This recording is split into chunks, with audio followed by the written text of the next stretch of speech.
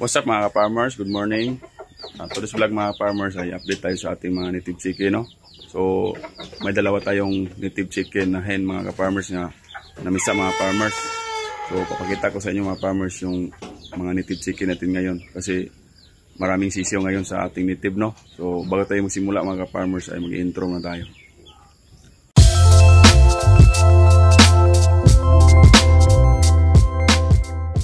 So, yan mga farmers, no? Dito ko nilagay yung unang hatch ng mga native chicken natin mga farmers, no? Unang hatch or unang batch, no? So malalaki na sila mga farmers. Magdadalawang buwan na sila mga farmers, no? Native chicken yung ano, no? Yung nanay, tapos yung tatay is Plymouth Barred. So yan po sila kalalaki, no? Magdalawang buwan po sila mga farmers, no? So 2, 4, 6, 8 2, 4, 6, 8 sila, 8. So malalaki na mga farmers. So yan, may pampalit na naman tayo sa ating mga native chicken na nabinta na, no? So yung ibang native chicken natin mga farmers ay dinala natin sa ating tindahan, no? Yung restaurant natin para gawing tinula, tapos yung fried chicken na isang buong manok, no? So dito may nag hatch kahapon mga farmers, no? Ito yun.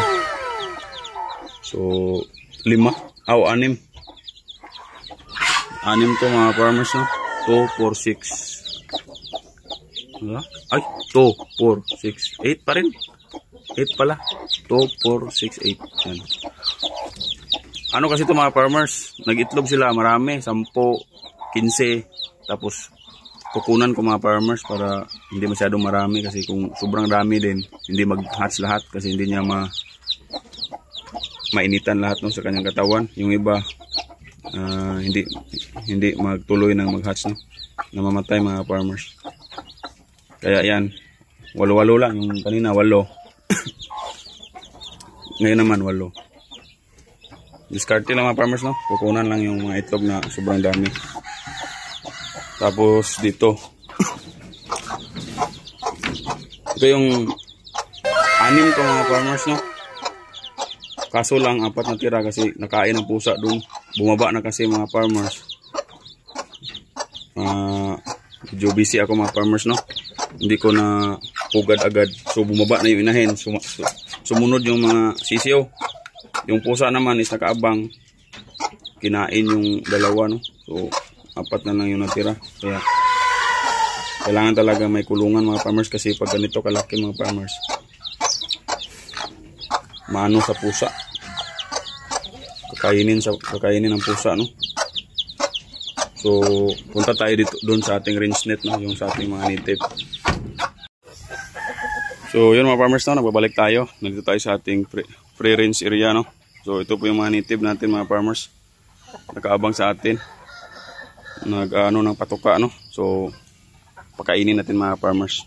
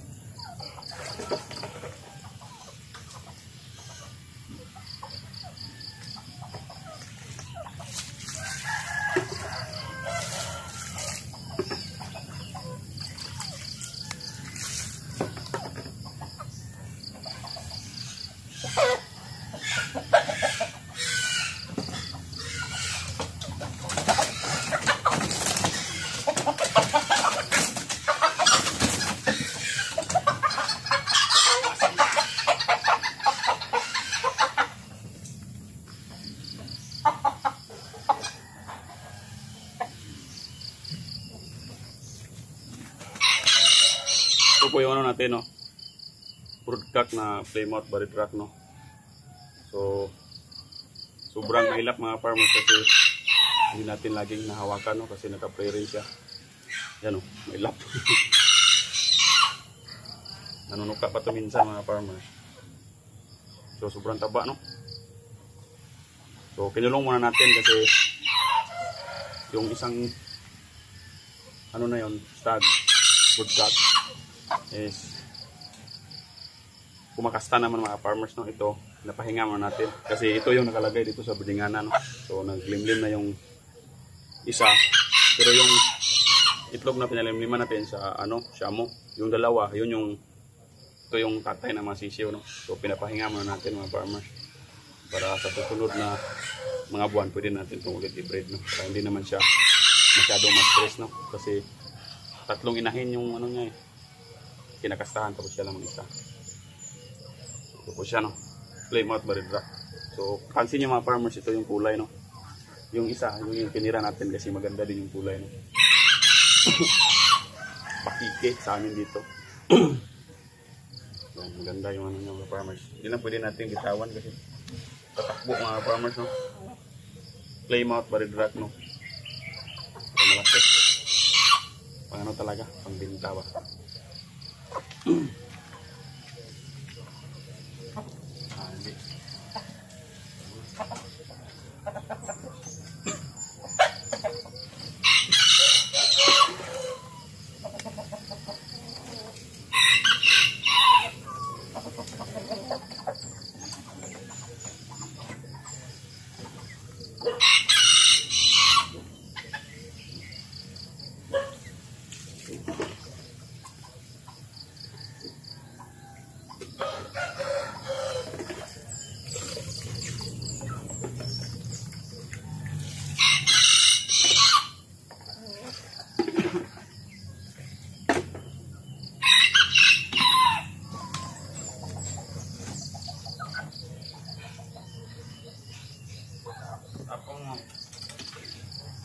Okay, guys.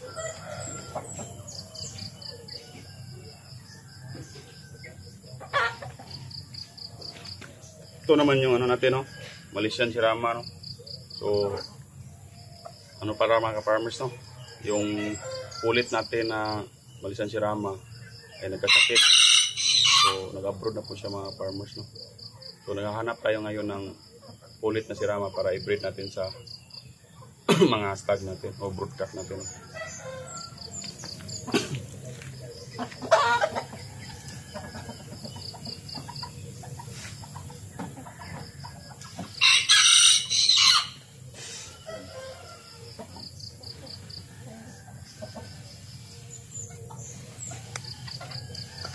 Ito naman yung isa mga farmers, no? So, hanap tayo ng mga dalawang Malaysian Sirama na babae para ma-breed natin to. Yung ano natin, mga Malaysian Sirama natin na ano, manok.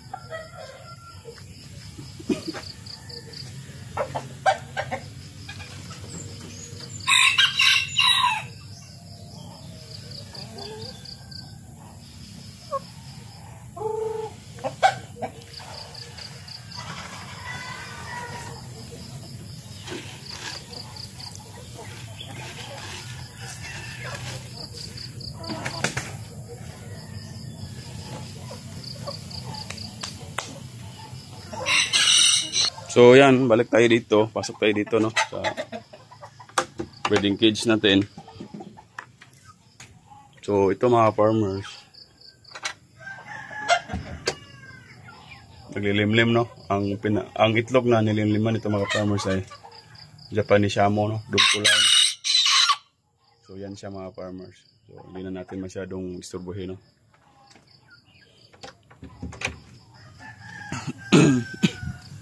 So yan po yung ano natin, mga native chicken. So konti na lang sila mga farmers kasi binibinta natin yung mabinta na, no, yung malalaki na. Ganito kalaki yung gusto sa ano yung bumibili, ganyan kalaki. Kasi hindi pa ayan, no, hindi pa masyadong matigas yung ano, no, tawag nito, kanyang muscle. Kasi kung sobrang sobrang tanda na, tigas na, maraming kahoy yung kailangan para mga farmers na lumambot yung nila laman. Yan. Ganyan kalaki yung gusto sa mga yung iba dinadala natin sa tindahan natin mga farmers para ibenta din, no, gawing ulam, tapos ibenta ni mama. Yan.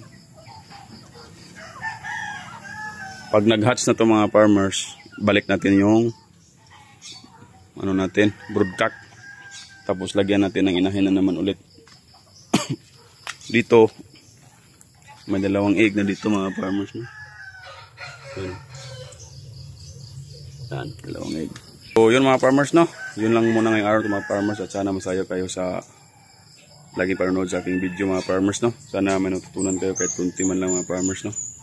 So yun mga farmers, sana padaan lang mga farmers, sana mag-subscribe kayo at i-hit na rin ninyo yung notification bell para lagi kayong updated sa ating masusunod na video.